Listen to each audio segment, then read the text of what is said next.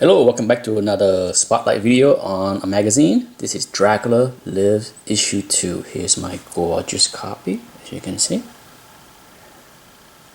Beautiful dark cover without any major creases.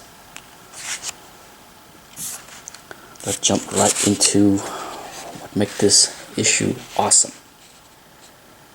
The Dracula may live again. It's this beautiful story drawn by the great Neil Adams.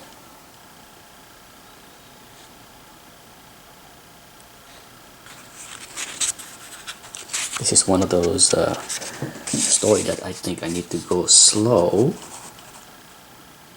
It's just so much beautiful detail in each panel and pages.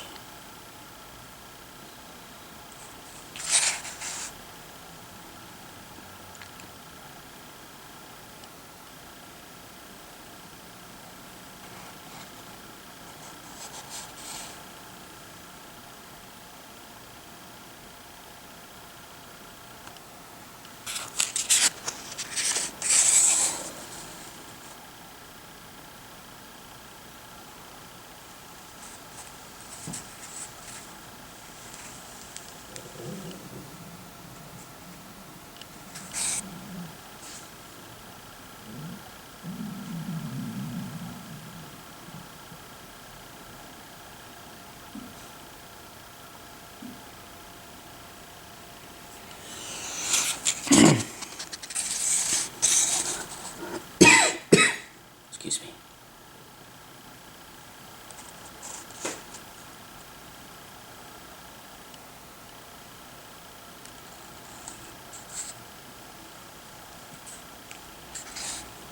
As in many artists, Neil Adams' work always looks so great in black and white. Just look at that.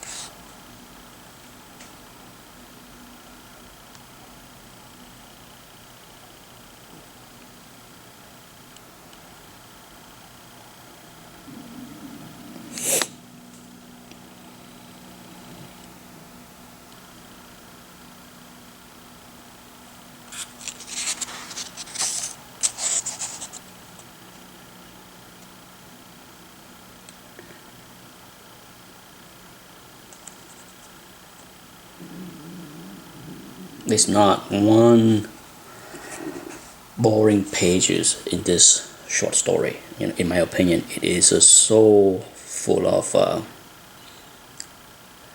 beautiful drawing, good actions, good panel laid out.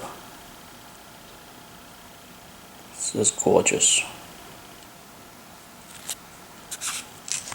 And that's it.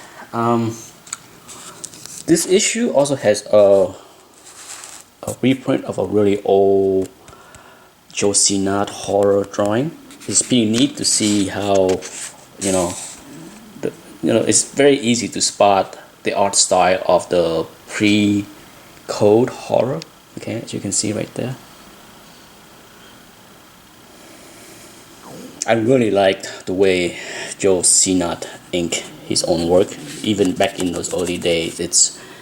It's a good fit for the horror style. So let's flip through that real quick to show you what other cool thing there is in this magazine. Here you have a very early work by Jim Starlin where he just did the layout, and it was beautifully finished by Sid Shore. Okay, I'm a big fan of Sid Shore, and a lot of people know Sid more from his inking of Jack Kirby during the Silver Age, but pre the Marvel superhero era, Sid was a pretty decent penciler. I have some of his early work, and they are gorgeous. And here you can see Jim Starlin layout. His style used a lot of panels, right? For those that are familiar with Jim Starlin kind of work. So once again here, you see how you can see where the layout came from Jim Starlin. Lots of panel. But as far as the finished product, you gotta say Sid did a pretty good job here with the layout by Jim Starlin. Beautiful work, really.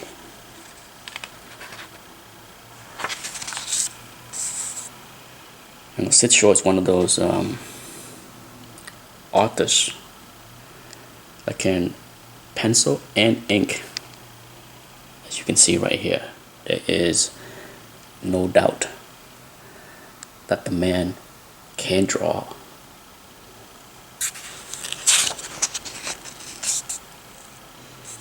Okay, so let's flip through that real quick and let's jump to the last story. This is a pretty decent job of inking of Gene Colan. For those who are familiar with Gene Colan, he's not an easy penciler for many inker.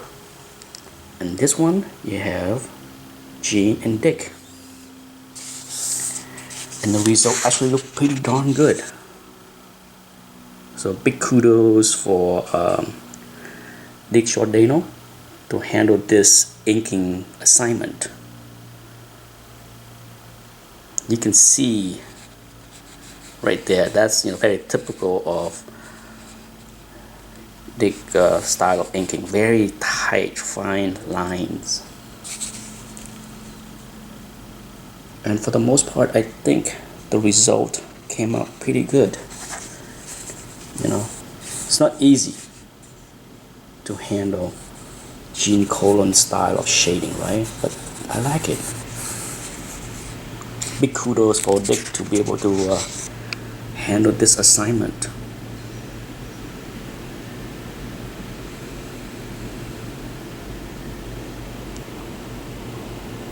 What do you think? Not bad, right? Tom Palmer is definitely one of the best, if not the best, inker for Gene Colan, but over the years, I'm constantly surprised by how some other inkers were able to do a decent job inking Gene's work. And sometimes not just doing a good job, doing a great job. Just look at this. This is pretty darn good.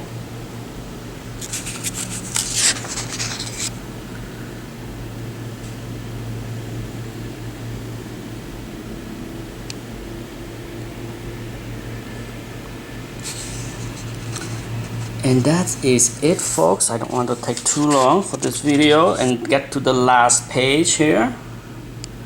I hope you enjoy the video and the interior of this magazine.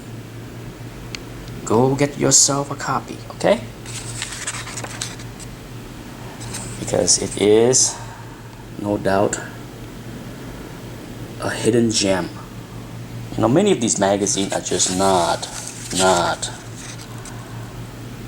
collected enough by many comic book collectors for whatever reason. But for me, it is definitely a fun thing to collect and flip through, because there's a whole lot of greatness in this magazine for cheap. Anyhow, that's it. Thanks for watching. Bye bye.